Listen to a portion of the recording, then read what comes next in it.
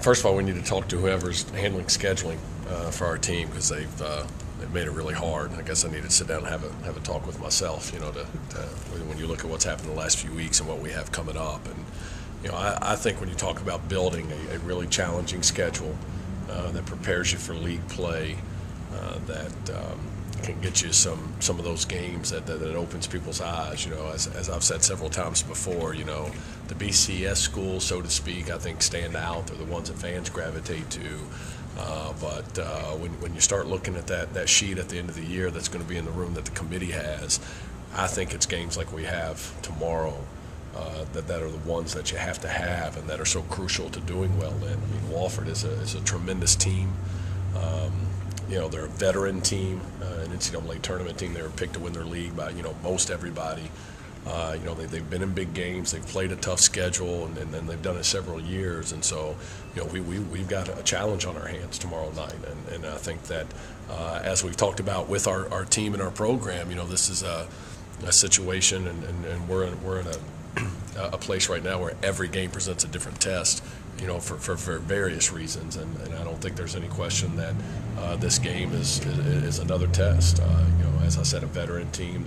They're terrific at what they do. And they're going to come in here ready to play. And we're coming out of finals week, which is always kind of a pins and needles for a coach in terms of not how we're doing academically. We're doing great, but it's just a different week of basketball. There's a lot going on. Practices aren't as frequent. They're not as long.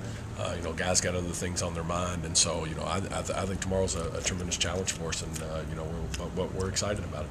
Looking back on last year's game, Darren, what do you remember about them? Did anything stand out that they really gave you guys fits on? I mean, I haven't watched last year's game, haven't thought about it, and haven't talked about it.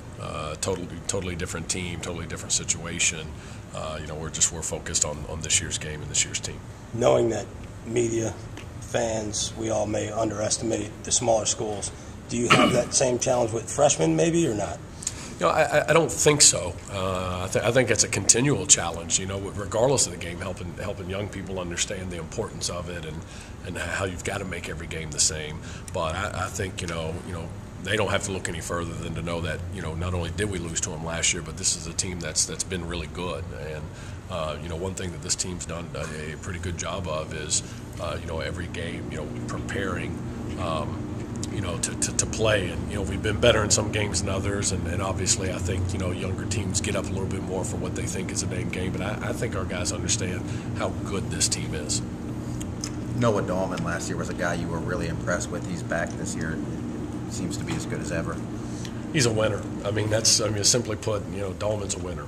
He just, he's not the most talented. He's not the biggest. He's not the, strongest or most athletic. He just goes out and he outworks people to get what he gets. And, we've challenged our guys. Here's a guy that is getting the job done because he outworks people.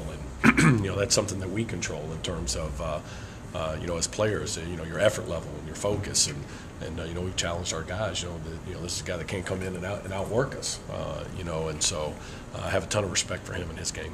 How crucial will it be to have Malik and Sam come out as intense as they did against Clemson against Dahlman?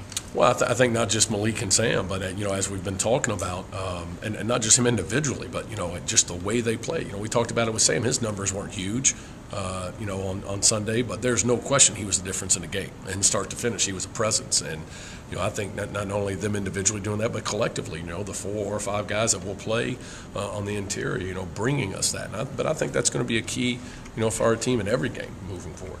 What have you been focusing on in practice, especially with the missing of some of those easy shots against Delaware State and Clemson that you brought up? Yeah, the two big things we've really been talking about, it's the first game we haven't won the rebounding battle. And, I think rebounding is important, for us for obvious reasons, like it is for everybody. But I think especially for us because we need to do that to run, and that's when we're at our best. And so, that's been a big focus.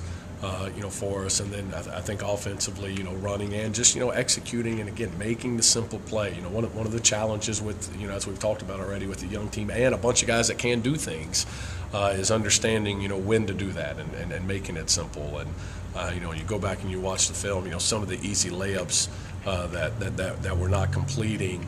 We're either making them harder than they need to be, or maybe the better play would be, to take the ball and kick it out to somebody that's wide open on the perimeter. And so, as I said, I think those things are going to come, and offensively, that's a process. It's harder than it needs to be being flashy, or?